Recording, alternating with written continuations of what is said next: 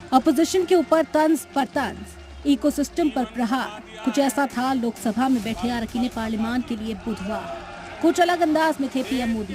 कभी शेर व शायरी का दौर चला तो कहानियों से कांग्रेस पर निशाना साधा।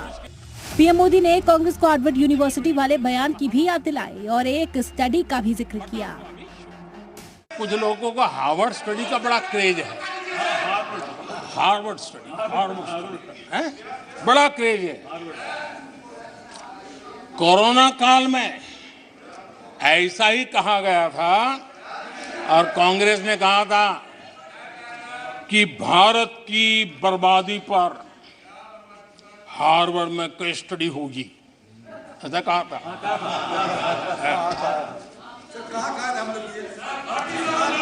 और कल फिर सदन में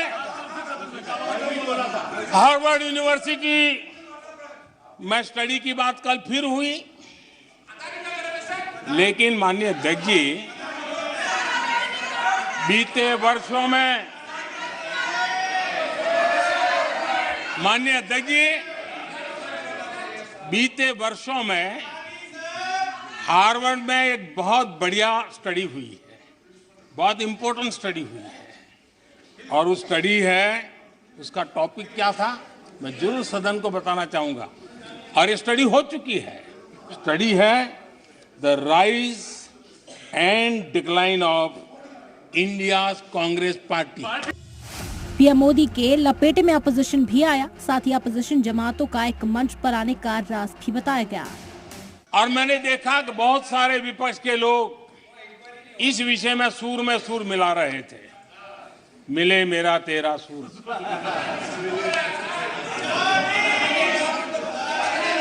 आदरणीय अध्यक्ष जी, मुझे लगता था देश की जनता,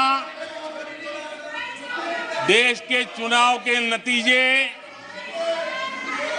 ऐसे लोगों को जरूर एक मंच पर लाएंगे,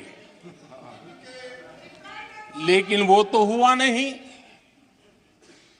लेकिन इन लोगों ने ईडी का धन्यवाद करना चाहिए कि ईडी के कारण ये लोग एक मंच पे आए हैं।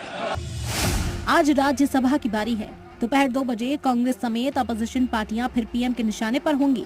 माना जा रहा है कि आज भी पीएम मोदी जी भर के बोलेंगे और अपोजिशन को चुन चुन कर जवाब देंगे। ब्यूरो रिपोर्ट, जी मीडिया।